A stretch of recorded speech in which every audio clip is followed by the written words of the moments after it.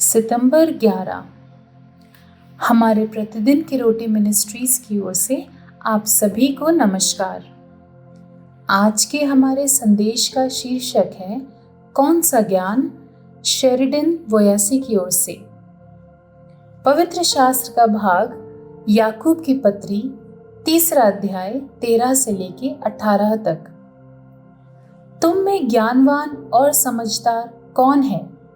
जो ऐसा हो वो अपने कामों को अच्छे चाल चलन से उस नम्रता सहित प्रकट करे जो ज्ञान से उत्पन्न होती है। पर यदि तुम अपने अपने मन में कड़वी डाह और विरोध रखते हो तो सत्य के विरोध में घमंड ना करना और ना तो झूठ बोलना। ये ज्ञान वो नहीं जो ऊपर से उतरता है, वरन सांसारिक और शारीरिक और शैतानी है। क्योंकि जहाँ डाह और विरोध होता है वहाँ बखेड़ा और हर प्रकार का दुष्कर्म भी होता है। पर जो ज्ञान ऊपर से आता है वो पहले तो पवित्र होता है, फिर मिलनसार, कोमल और मृदु भाव और दया और अच्छे फलों से लदा हुआ और पक्षपात और कपट रहित होता है। मिलाप कराने वाले धार्मिकता का फल मेल मिलाप के साथ बोते हैं। आज का मुख्य वचन है याकूब 3 अध्याय 13 आयत। तुम में ज्ञानवान और समझदार कौन है? जो ऐसा हो वो अपने कामों को अच्छे चाल चलन से उस नम्रता सहित प्रकट करे जो ज्ञान से उत्पन्न होती है।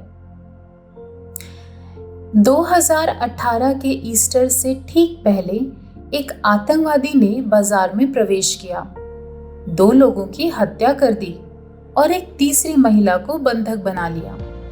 जब महिला को मुक्त करने के प्रयास विफल हो गए तो एक पुलिसकर्मी ने आतंकवादी को एक प्रस्ताव दिया जो ये था कि महिला को छोड़ दो और उसकी जगह उसे ही ले जाओ।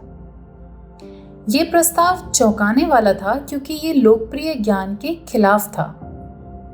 आप हमेशा किसी संस्कृति की बुद्धिमत्ता को उसके द्वारा मनाए जाने वाले कथनों से पहचान सकते हैं, जैसे कि सोशल मीडिया पर पोस्ट किए जाने वाले सेलिब्रिटी के उदाहरण।